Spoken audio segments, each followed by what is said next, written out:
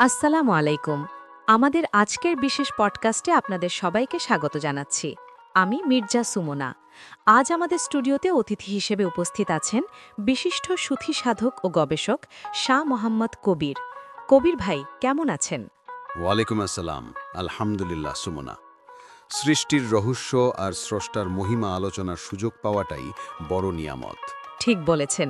আজকে আমরা আলোচনা করব আধ্যাত্মিক গবেষক ও লেখক বাবা জাহাঙ্গীর আল সুরেশ্বরীর প্রসিদ্ধ গ্রন্থ মারিফতের বাণী থেকে মিলাদ এবং সৃষ্টির বিচিত্র অনুষ্ঠান নিয়ে। কবির ভাই, বইটিতে লেখক একটি অত্যন্ত সাহসী ও যৌক্তিক প্রশ্ন তুলেছেন। আমরা বিশ্বাস করি শয়তান একই সময়ে পৃথিবীর বহু মানুষকে ধোঁকা দিতে পারে, আবার আজরাইল আলাইহিসসালাম একই সাথে সবার জান কবজ করেন।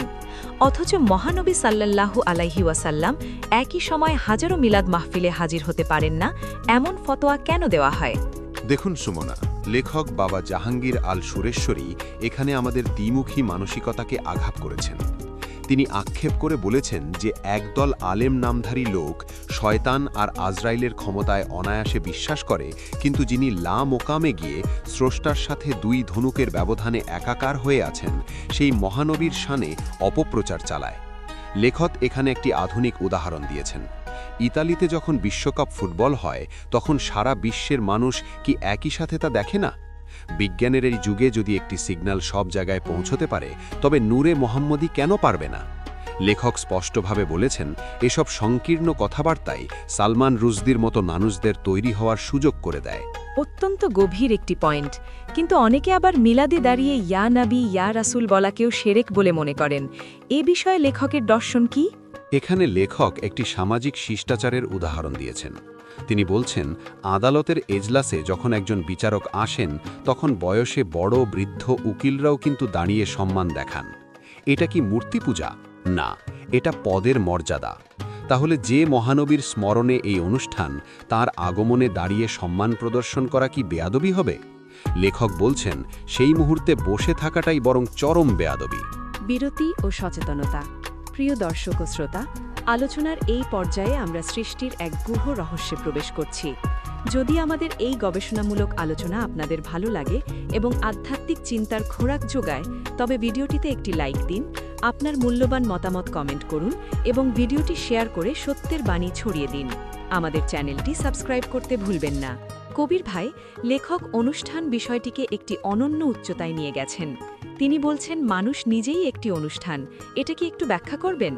চমৎকার প্রশ্ন। বাবা জাহাঙ্গীর আল সুরেশ্বরী বলছেন, প্রতিটি মানুষ আল্লাহর এক একটি জীবন্ত অনুষ্ঠান। চিন্তা করুন, আমাদের পা থেকে মাথা পর্যন্ত এই দেহটি তো আসলে আমাদের প্রাণের জন্য সাজানো একটি অনুষ্ঠান।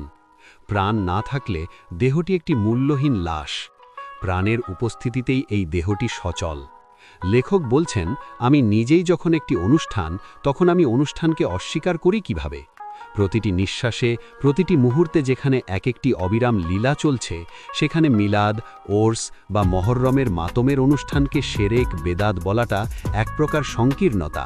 লেখক এখানে বিমূর্ত বা নিরাকার এবং মূর্ত বা আকারের মধ্যে একটি চমৎকার সেতুবন্ধন তৈরি করেছেন।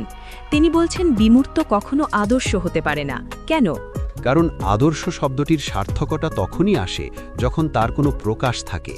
লেখক বলছেন, বিমূর্ত আর অনুষ্ঠান অর্থাৎ মূর্ত আসলে মুদ্রার এপিঠ ওপিঠ। যা অদৃশ্য বা নিরাকার, যখন তা মানুষের গবেষণার মাধ্যমে জ্ঞাত হয়, তখনই তা অনুষ্ঠানে পরিণত হয়। যেমন বিমান একসময় বিমূর্ত ছিল, তার আবিষ্কারই হলো একটি অনুষ্ঠান। লেখক এখানে একটি অত্যন্ত গুরুত্বপূর্ণ তথ্য দিয়েছেন। বিমূর্তের সর্বপ্রথম প্রকাশটির নামই হল নূরে মোহাম্মদী।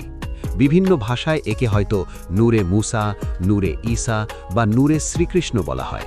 আমরা কেবল নাম নিয়ে ঝগড়া করি, কিন্তু আদি সত্য তো এক। কিন্তু কবির ভাই, আমরা ইতিহাসে দেখেছি আত্মার বিজ্ঞানীদের অনেক নির্যাতন সইতে হয়েছে। লেখক কেন একে ব্যক্তিকেন্দ্রিক অনুষ্ঠান বলেছেন? এটাই মূল ট্র্যাজেডি। বিজ্ঞান যখন কোনো বস্তুকে সবার সামনে আবিষ্কার করে, যেমন বিদ্যুৎ, মানুষ তা মেনে নেয়। কিন্তু আত্মার বিজ্ঞানের অনুষ্ঠান হয় ব্যক্তিকেন্দ্রিক। তাই যখন আধ্যাত্মিক বিজ্ঞানী মনসুর হাল্লাজ আনাল হক ঘোষণা করেন বা শামসে তাবরিজি রহমতুল্লাহ আলাইহি আমার হুকুমে মৃত জীবিত হও বলেন, তখন সমাজ তা গ্রহণ করতে পারে না।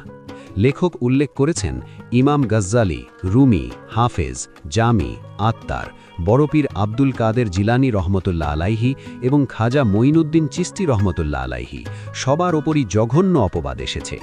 আর এই অপবাদ সাধারণ জনতা দেয়নি, দিয়েছে আলেম নামক বিশেষ এক গোষ্ঠী। আলোচনার শেষ পর্যায়ে এসে একটি খুব কষ্টের বিষয় উঠে এসেছে। কোরআনে বলা হয়েছে যে জেনে শুনে কোনো মুসলমান ভাইকে হত্যা করে সে কাফের হয়ে যায়, অথচ ইতিহাসের পাতায় আমরা মুসলমানদের মধ্যেই হানাহানি দেখি। এ নিয়ে লেখকের পর্যবেক্ষণ কি? লেখক বাবা জাহাঙ্গীর আল সুরেশ্বরী এখানে একটি নির্মম সত্য উন্মোচন করেছেন। তিনি বলছেন, বিবাদমান প্রতিটি দলই কোরআনের এই বিধান জানে, কিন্তু তারা করে কি? প্রথমে অপর ভাইকে কাফের ফতোয়া দেয়, তারপর তাকে হত্যা করা বৈধ মনে করে।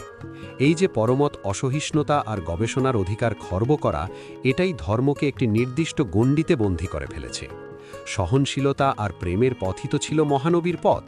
শাহ মোহাম্মদ কবির ভাই, আপনাকে অসংখ্য ধন্যবাদ মারেফতের বাণী গ্রন্থের আলোকে এত সুন্দরভাবে আধ্যাত্মিক বিষয়গুলো আমাদের বুঝিয়ে দেওয়ার জন্য।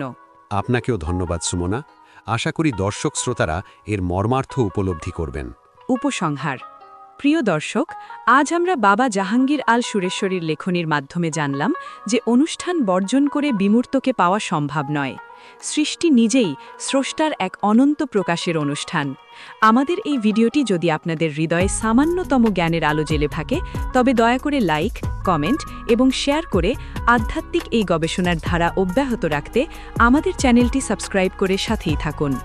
আজকের মতো বিদায় নিচ্ছি। আল্লাহ হাফেজ।